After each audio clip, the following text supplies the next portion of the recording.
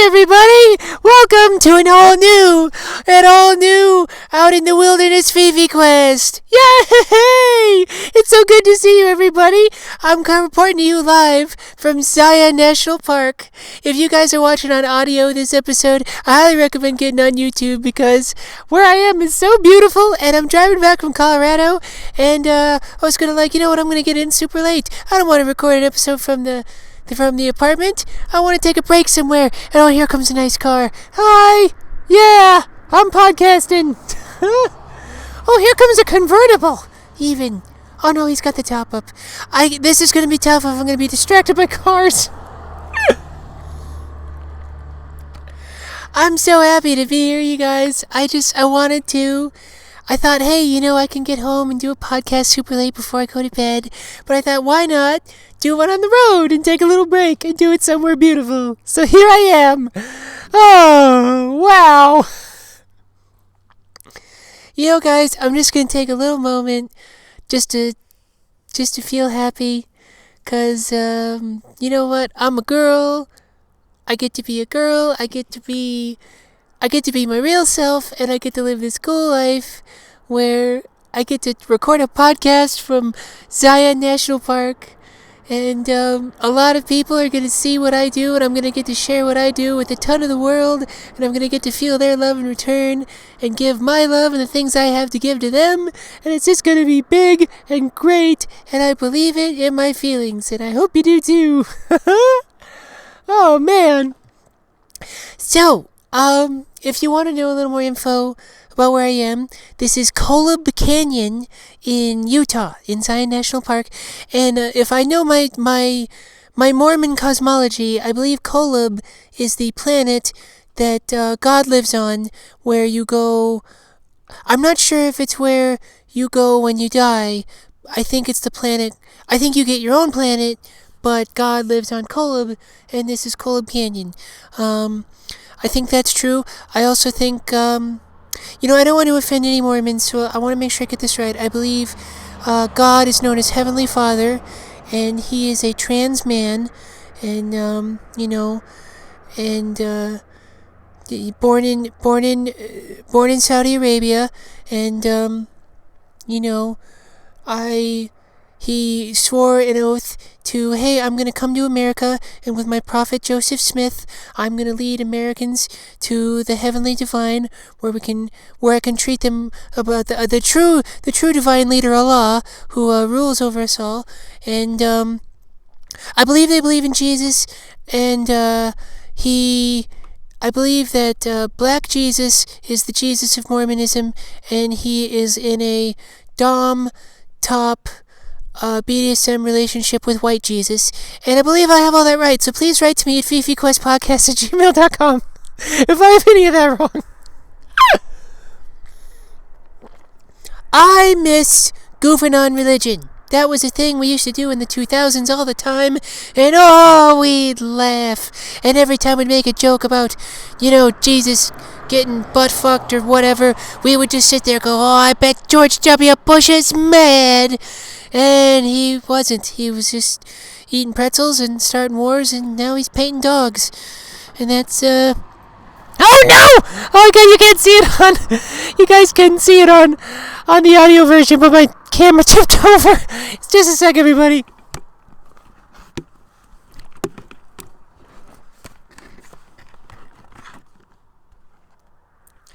My goal is, I've noticed that happens sometimes when I do these recordings, where a camera falls over or something silly happens. I hope to you audio fans that this reads as cute and not incompetent. Hey, you know what show you're listening to. You knew the risks when you put on the uniform to join the fiefdom. Oh man, here comes another car. I'm gonna wave at this car. Hi! He didn't see me. He's a rather square-headed man drinking a Powerade from the looks of him. But it takes all kinds. This is crazy. This is fun. I should do all these outside. Why not? Give more people reason to tune in. I mean, I'm plenty of scenery, but I can't. I can only give you like 8/10 of Mother Nature. Nature serving fish, serving cunt. Anyway, by the way, I think I figured out what to do with my hair, everyone. I feel like I got just enough length now to wrap it a little differently, and I think it looks pretty cute. I do. There was a time when I was in Colorado, I walked around this little town, I thought, like, you know what? Maybe my hair is long enough to go on without a headband or anything right now. Maybe I can just do it and it'll look like a girl's hair. And I took some Instagram videos and photos when I got home, and hard no on that. It's okay.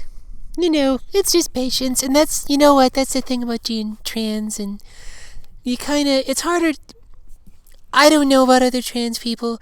I feel like it's just kind of hard to have like an accurate sense of view of yourself, you know, because you just were sort of not in your body or not wanting to be in your body for a long time. So I think the average people don't kind of struggle with how do I look to myself. And I think trans people, it's, you know, a little amplified. So I think sometimes you gotta do is just be like, I don't know if I'm ready. I don't think I'll ever really feel ready. I'll just give it a shot. And if I don't look the way I want to look, you know what? Who gives a crap? Like I said, everybody's a little weird looking. I like weird looking people.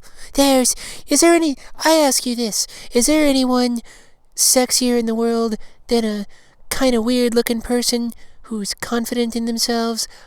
Oh, I don't think so. Maybe they're not a solid in the game of fuck, marry, kill. Maybe they're not a fuck, but they're a solid marry all the way down. That's what I say. Oh, here's some people going across. Do you guys see those people? Oh, they're taking photos. I'm pointing at you guys in my podcast. Hey guys! Anyway. Yeah. I don't know if they heard me, but yeah, there's one guy just said it's wonderful standing out here, and it totally is. My goodness. Oh, man. Utah is pretty as crap. Real underrated. Because I'm going to give you the skinny about the mountain states, everybody. Big fan of the mountain states, as you know, if you're a dedicated listener. Montana, the king. Colorado, look. Here's the thing about Colorado. She's perfect, but I don't know. I don't know what's different. I would never say it's not beautiful. It certainly is. It's one of the most beautiful places in the world, but the difference between a Montana and a Colorado, to me, it's a difference between a Coke and a Pepsi. You know, like a Coke just has kind of that sharpness. It's like not salty, but it's just it's pointier, you know, the flavor. Colorado's beauty is like a Pepsi, where it's like, hey man, is this one of the best sodas you could possibly make? Sure, but it's just got a flat slurriness. And by the way, when I say this, I mean grading on the curve of most beautiful places you've ever seen. So let's get that straight. So that's how I feel about Colorado. And honestly, looking around Utah, from what I've seen of it, it kind of has that trait that Montana has. It's just that little edge, just that little saltiness. Like Colorado is like the person who you should marry because on paper they're just perfect, but you just don't feel it, and you gotta marry, you know, the goofball from the Jiffy Lube who's super into fantasy football, you know, and does a lot of homebrew, and, you know, he's not gonna read a book. He's just not gonna, everybody. And, you know, but you don't give a crap. You love the son of a bitch. And he's just got your number. And you just want to go in the kitchen and make him a Frito pie while he watches the Broncos, or whatever you watch. So that's how I feel about states. And then you got your Nevada, which, you know, I don't know what's going on in Nevada, everybody. Like, if I'm in Vegas, I can have a good time, but I would never go there. Although what they have like these little John Watersy looking consignment furniture stores. That's just the cutest thing in the world. When I get a house, I want to furnish my whole house with that. But they're also goddamn expensive because, like, they get it. They're like, hey, the hipsters from LA, San Francisco, Portland, they're gonna come out here and load up, and we got your number, assholes. You didn't discover shit. You're not gonna go back and go, oh, I discovered this cute little place. Nah, man, you didn't discover us. We discovered you, and this table cost $800.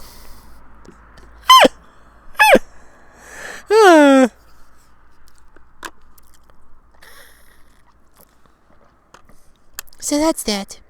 I'll tell you one thing I saw in Colorado that I had forgotten exist, and used to be a big part of my cultural stew, and it disappeared, and that's hippies. You see hippies around still. They're still there. Young, I don't mean old deadheads. I mean young 20-something, 30-something hippies. They're still out there. And you ask me, Los Angeles needs them. They need them in a big bad way. What they need is some unambitious people who are cool in short bursts. They're great in passing. Hippies are awesome in passing.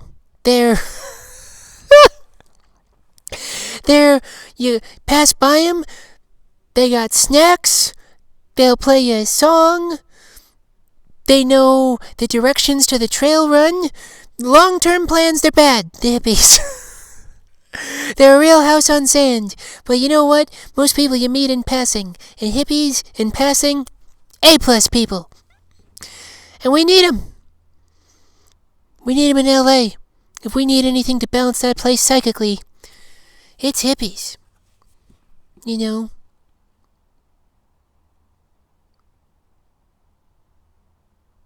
It's like, and like they claim to care about important things, but like they're hypocritical, but it doesn't matter, because it's like, you're doing your thing, because they're not being sneaky about it. You know what I mean?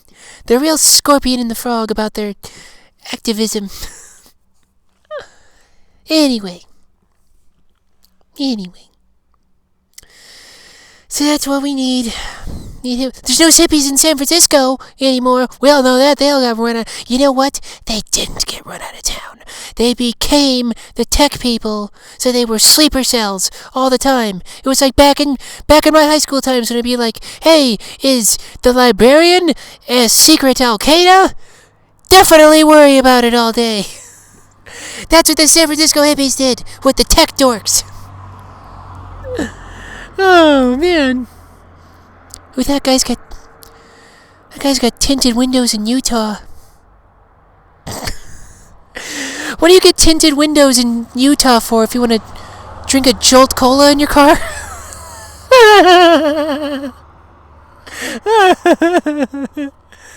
Oh, man. Gosh, it feels good. Feels good to be here right now. I'm really glad I did this, I'm trying to make my life more of just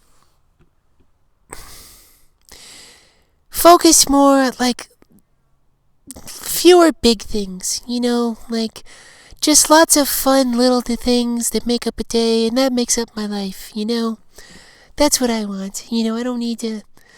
I have some, going to the moon kind of dreams, winning an Oscar kind of dreams, but gosh, do I have a good time when I just what if I recorded a podcast up in Kolob Canyon and set the computer up on a rock and got a cute mountain in the background and wore a nice lip gloss, even though I'm in my outdoorsy mode.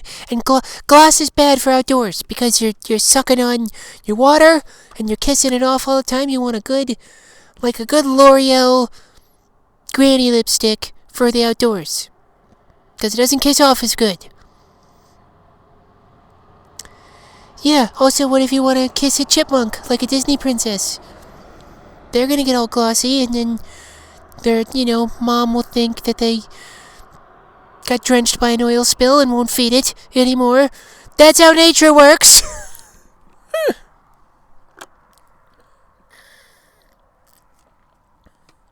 So, yeah. Colorado is a good time.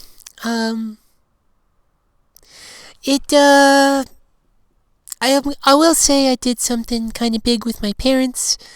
I saw my parents for the last couple days, And you know what? In many, many, many, many, many, many ways, my parents are incredibly, incredibly, incredibly supportive. And one thing I wanted to tell my dad that he did specifically well was I noticed him making a point to talk to me like I'm his daughter. He says daughter words to me, and I don't just mean like pronouns, and he treats me like, it's not like I was his son Joe and now his son's Joe is named Fifi now. He treats me like I'm his daughter, and I notice that and I respect that. But the fact is my family and I have our issues, and I think that was something I was really afraid to do for so long, was I thought like I couldn't express how I felt in any serious relationship because it just wasn't done and no one would tolerate it and it just wasn't acceptable to do, and I thought something terrifying would happen if I did. And I couldn't have relationships that way because everything was this arm's length, brittle, loveless, hollow thing. And when something feels like that, there's no incentive to go make them. So I told my parents about some problems I have with some things, and I was able to sit down and talk with them about, and I didn't think oh my god, how do I phrase this, what do I do? I just expressed how I felt. And I wasn't like, what do I say that's okay, what do I say that will get the reaction I want? It was just, I feel like this, and I feel like this, and this is I feel like this, and this is how I'm gonna live, because it's important to me, and that's just what it is, you guys. And we sat down and talked, and I think it was a really, really good thing. We had never sat down and talked about our feelings in that way before, and I think it was great, And I talked, and they talked, and, I don't need anybody to be perfect, and I am not a child anymore, and, no relationship ever is perfect,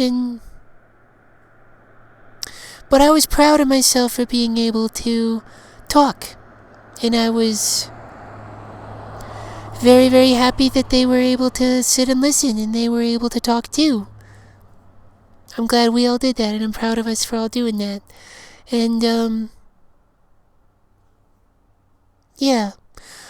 So, and it's also like, I'm realizing like it kind of doesn't matter so much to me what other people do anymore, because I just don't need other people to do certain things that badly, because I know there's more than enough in the world for me, and I'm powerful enough to go to where I can get what I need or what I want. And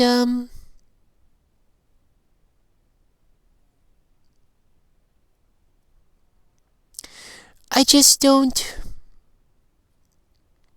It's as though I don't have to worry about, it used to be I dealt with life like I was driving a car, and I thought, well, what do I do to make sure everyone else drives safely? Do I do this and make sure they do drive safely? Like, I gotta be safe, so what do I do to get them to drive safely?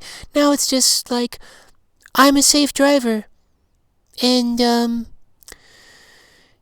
so however you guys drive, that's, I'm not gonna. I know how to drive my car, and I feel powerful, so to speak, and I feel very powerful doing that. So I feel very, very, very good about my immediate circle going forward. I feel a lot. I feel powerful, and I feel happy, and I feel free, and I feel adult, and that's good, because that's what I want to be. I don't want to go through life like a helpless small kid anymore. So, this guy's coming. Oh, someone's gonna come bark. Maybe I'll say hi to him. Anyway, so that's what was going on with me.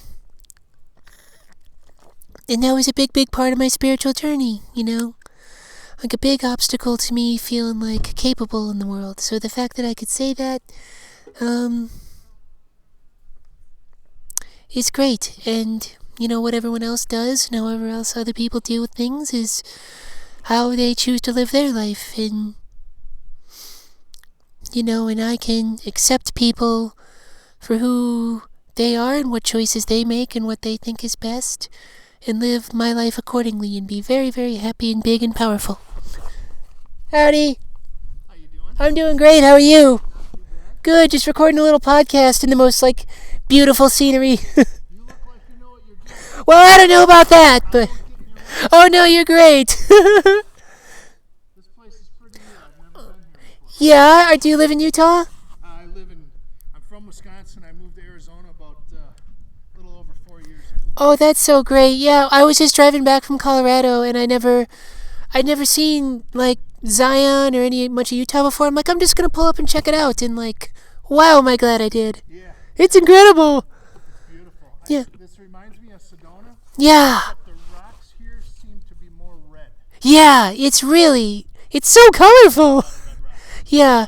I'm Fifi, by the way. Fifi, I'm Bob. Hi, nice to meet you, Bob. Yeah, I'm actually stopping here today. Yeah. Then I'm stopping at Bryce tomorrow, and I'm gonna make it to hopefully Colorado Springs by tomorrow night, and then Colorado Springs to Kansas City on Wednesday, Kansas City to St. Louis on Thursday, and then St. Louis to Milwaukee on Friday. Wow. I'm going back for about a week and a half.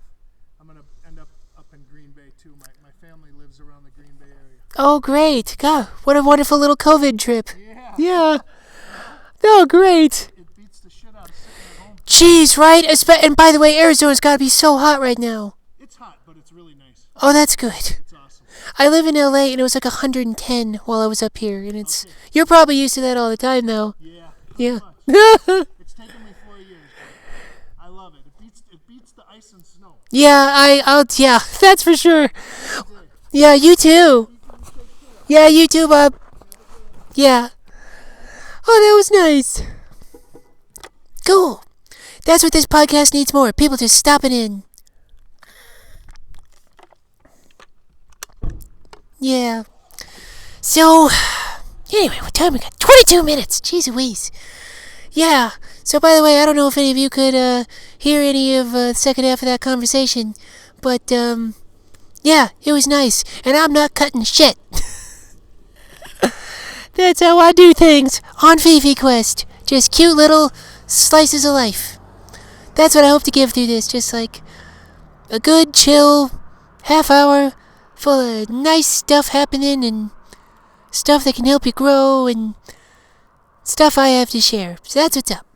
God, Bob was a nice guy. If you couldn't hear, he's driving off from Arizona to Wisconsin and stopping at cool stuff along the way.